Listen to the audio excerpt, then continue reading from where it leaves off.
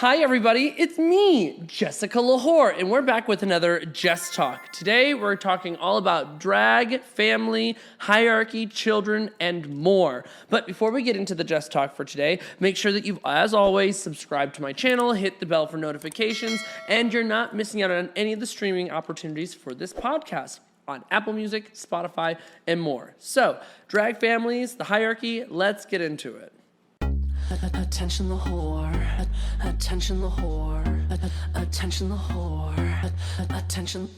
Here I am walking down the street, seeing all the boys trying to take a peek. Shorts pulled up and chest out right. Come on, boys, just take a bite. Look but don't touch, spin it round and round.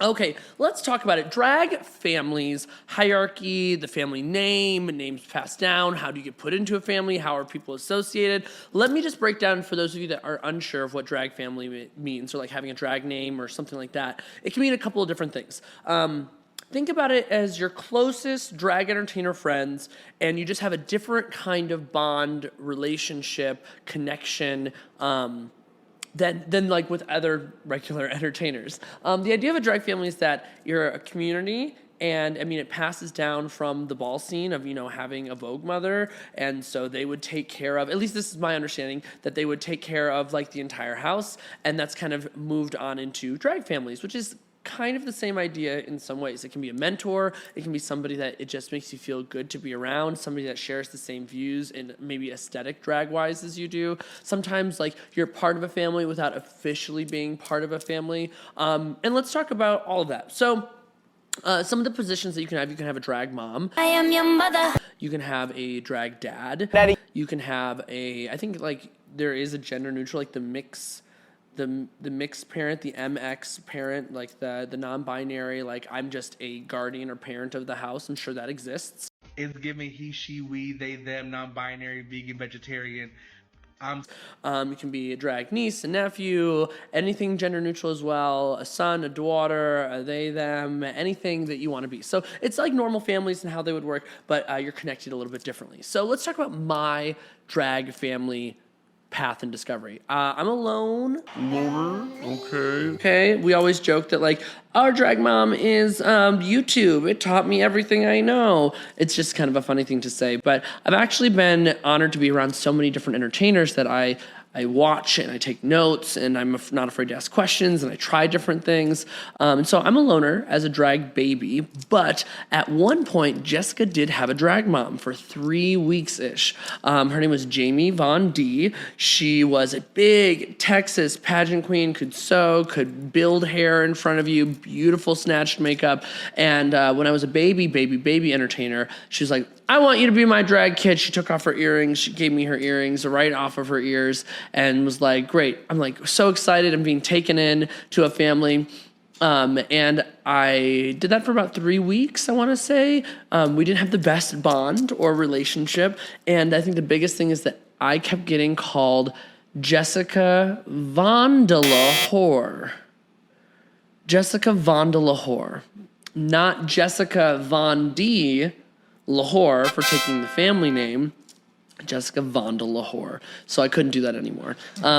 Long story short, we split paths. I've been on my own since as Jessica lwhor, the lwhor Empire. Now, I have had the privilege of having technically 5 kids, okay?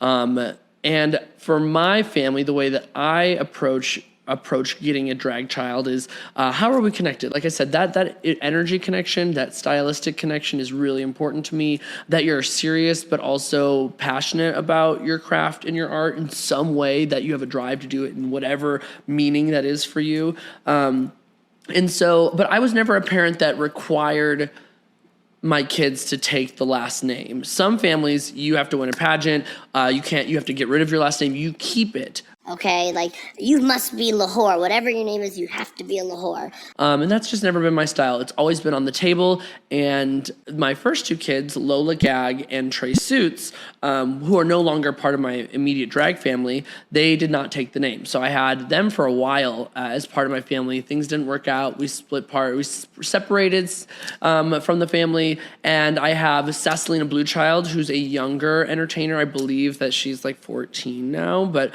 she's been been in the family for a while, but she's underage, so she's just part of the Miss Jessica family. She's not allowed to have the last name yet, or even be offered it. And then I have Talia Tucker lwhor, who took the name, and Foxy lwhor, who are my drag babies right now, and they become some of my best friends. And so being a drag mom for me is like, how do I mentor while also giving like tough love, while also being constructive, being there to take on emotional energy when things are rough, answer questions, kind of be a guiding force. My style of mothering as a drag parent is very hands-on, but extremely hands-off. I will always be there to offer advice. I understand that you're growing and you're trying new things, and I will always be there to push you to think in a different, constructive way. But I will never tell you, you need to do this, you need to do that. This is how it works. This is the only way you can do your drag. I want you to be as expressive and as authentically you while building your own name, your own brand, your own identity, and then allowing me to come in and help tweak and answer some of the questions to make it even more refined and more coherent as a brand. I have two actively talented drag artists that really push the boundaries of what a lot of other folks are doing in the drag scene. I know I'm biased to say that, but that's part of the reason that they're part of the family, is that I'm very similar. And so we connect on that. We hang out regularly. We have personal conversations, business conversations, drag, life conversations. It's more than just a friend. They're like ingrained into my soul. They're my kids, they're my babies, as Linda Belcher would say. There's so many different drag families and drag styles. I know people that have like 32 goddamn drag children, and it's more so about having the honor of having the name. Like Nina Montaldo has so many, but she's been doing it for 50 years. She's the grand dame of Denver. Like, of course she's going to have a lot of goddamn kids and grandkids and grandbabies. She's old as shit. And she's earned it. She's earned that like reputable last name title to give to the family. You have really, really great families like the Misdemeanor crew here in Denver, who literally are very specifically just locked together in such a unique way. They have so many different styles, so many different aesthetics, but they throw down. They're going to show up, always show up and show out. You have the Stax Navy, the wild as ever, but they are ride or dies for each other. You fuck with one, you fuck with the rest of them. They are such a strong, united front of a house. They have like 8 or 9 kids of some kind. Like, there's a lot of them in the Stax Navy. They're really, really awesome. You have the Sexton Mafia here in Denver as well. Very large, very extended, broad family as well, that has years of history. One of the first larger names in Denver was the Sexton, Mafia. You had Kiera Sexton, you have Manny now, you have so many people that have carried down the name. So you always have like a matriarch or somebody that's like head of the household, head of the empire. That would be me for the House of lwhor. And then it carries down. And if you've been a house for 20 to 30 years, that's history. Just passed down matriarch to matriarch to the next person like in line to take care of and manage the house and the name. I think that a lot of people get focused on like having to have a drag mom and having to have a drag house, and I don't think that's the right way to go about it. I remember going through a period where all I wanted to do was be a Sexton. I wanted to be Victoria Sexton's daughter so bad. Everything about her, I was obsessed. I just wanted to get closer and learn from her and feel like she was a drag mom. She was not going to have any kids whatsoever. There was a time where I really wanted to be a Be Fierce, because Janessa is just one of those icons for me. And these are all entertainers in Denver, Colorado. There's a time where I wanted to be, there's still a time I would love to be a Misdemeanor in some aspect, but I know that comes with adding it to the last name. And me and Felony are so much like sisters. I don't know what that would look like. I really would love to be a Montaldo, because there's something about having a legendary name attached for working really hard and being an icon of that caliber. You can't compete with anything like that. There is a moment where I wanted to be a Nina Flowers kid, because I'm obsessed with her style, her confidence, her makeup, her passion, and I resonate a lot with the way that she holds herself, and I learn from the way that she holds herself. There was one time I wanted to be, I consider myself a Stex. And all these names, in some way, I consider myself associated, like an auntie to the family. Like, I'm a sister, an auntie, I'm a cousin, I'm a Kimmy Gibbler. Like, I'm really there, but I'm not actually there. I just barge into your house, and I get to sneak up and say, hey, I'm going to be a misdemeanor for the day, or I'm going to be a Stex for the day. And they don't, and it's just funny. It's like a respect thing. It's because they know I'm kidding, but I respect the family so much that I could do something like that.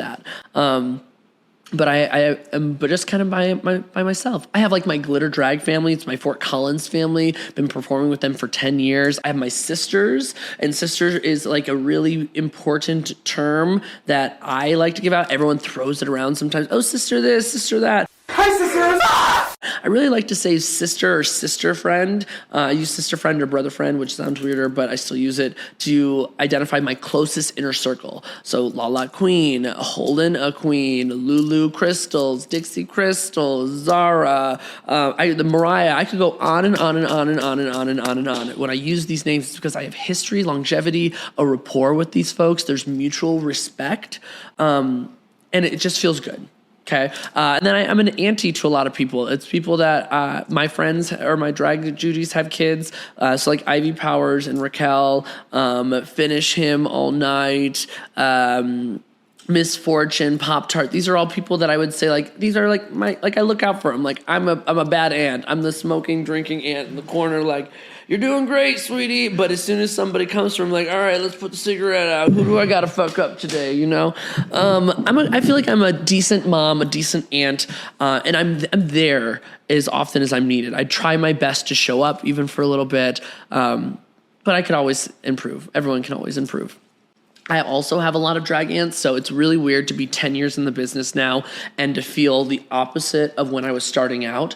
And when I was starting out, I had aunties like Harley Quinn, and Nicole Summers and Brittany Michaels, who still is, and Jasmine James at the time. And I would consider these kind of elders in the drag community in a very respectful way, the people that I looked up to for advice. Like they always called me a niecey. Vivian LaChair is another one. They would always call me a niecey. They would look out for me, give me advice. I could lean on them. They gave me a lot of great opportunities.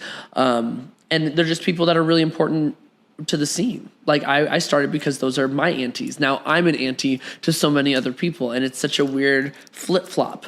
But yeah, I consider myself to be part of a lot of families, the Hispanic family, every family I consider myself to be part of in some way. Even if they don't claim me, motherfucker.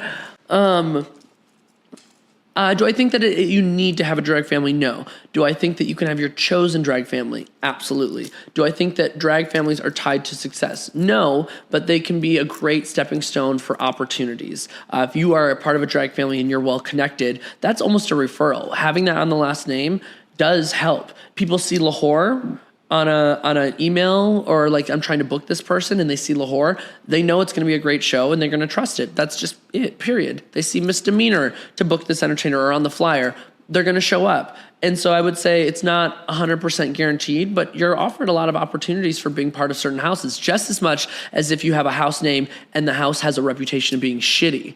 They're thieves, or they lies, or they just talk shit all the time, or they're always going to shows and being rude, or they're nasty to the bar staff. If you're a part of that family, then that is a red flag for a lot of people, show producers, people in the community, and more. Knowing who you're associating, but you're also a representation of your family. If I get a call from a bar manager and they say, hey, I just wanted to let you know your daughter, Talia Tucker lwhor, decided to take a shit on the stage, smear it all around and finger paint with it, and then start voguing. It's completely unacceptable. She threw it at the bartenders.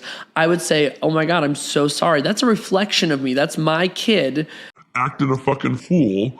And it comes with consequences. Just like if you're parenting a kid, you have to make sure that you're not controlling your children or your family, but they're also holding you accountable. I'm representing this name just as much as they are, and if I'm act a fucking mess, they should be calling me out too.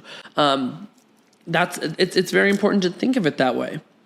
Just as much as standing up for something that's right, making sure that if you see something, you say something. That all is a representation of you in general, but part of your house name. What made me want to become a mother? I've asked quite a few people that have declined because having my name is very controversial in Denver. It's great within the business world, and when it is attached to the community world, my drag kids have lost friends.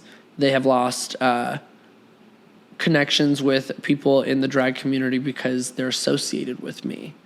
And so that's one of my biggest fears of becoming a mother, was that I wanted to have kids, but nobody wanted to have the name, and I don't blame them. But also, they're kind of a target in a lot of ways. Like, and it's unfortunate, and it has happened multiple times to each of my kids in some way.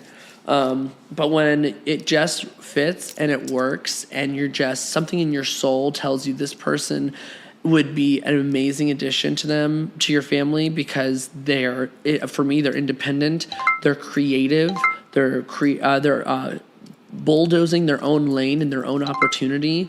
They're a positive influence in the community. They're a hard worker. They're not afraid to be vulnerable. They offer a skill set that is challenging and different than yours. And so it allows you to grow as a person as well, while also learning how to take on and learn from each other. Like, I've learned a lot of different ideas of patience and interacting with people and checking myself, that from my drag kids, because they're so self-aware in that sense. And so when it feels right, it just feels right. And it does hurt when you're rejected. I've asked probably 4 or 5 other people to be my drag kids, and they have declined, and we're still friends. But in the back of my head, I'm like, it would be so awesome. But we have to respect everyone's decisions and where they want to go, and what their path and their journey is for their business too. Like, it doesn't make them less of a sister. Doesn't mean that you have to care for them less. It's just cool to have that empire title. Like, we're small, the 4 of us, 3, because it's a little Sassalina, but we are powerful and mighty. We really are. Are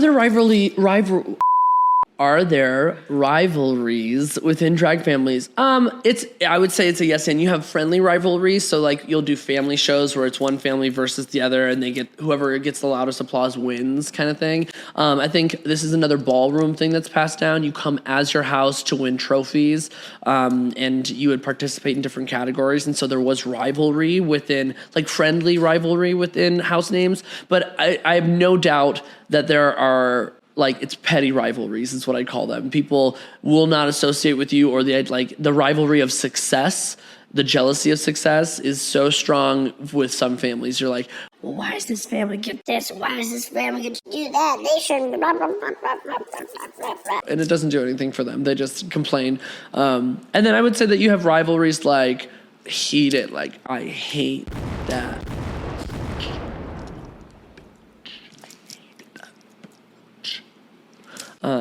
And if you talk to them, you're out of the family, blah, blah, blah, blah, blah. Yeah, I'm sure that exists. Are you friends with her? Let me know now. Are you friends with her? I'm positive that exists. I know that exists. This is Jessica lwhor, and I'm here to tell you, I know it exists. All right, everybody. So that was your episode, your Jess Talk for today. We talked all about drag families and more. Comment down below if you have any drag family names that you are in love with. And we'll see you next time. Bye. Attention the whore. Hi, little whores. It's me, Jessica lwhor. And did you know that I'm on Cameo? That's right.